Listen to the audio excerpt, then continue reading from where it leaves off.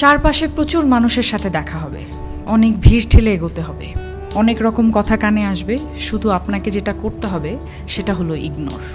জীবনে কিছু মানুষ আবর্জনা ছড়াতে আসবে, তাদেরকে আগাছার মতো উপড়ে ফেলে দিতে হবে।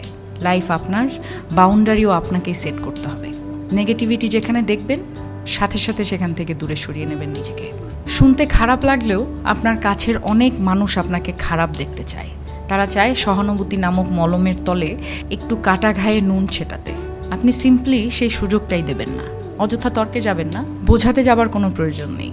আপনার সামনে কেউ যদি বলে আপনি মূর্খ, তাই মেনে হেসে বেরিয়ে আসুন। ওই যে সময় আর এনার্জি বাঁচিয়ে নিলেন, ব্যাস কেল্লা ফতে। যে যা বলছে শুনে নিন, আর মুচকি হেসে শির দ্বারা সোজা করে নিজের সিদ্ধান্তটা নিজেই নিন। যারা নিজের সিদ্ধান্ত নিজে নিতে পারে তারা আসলে জীবন চেনে, বোঝে।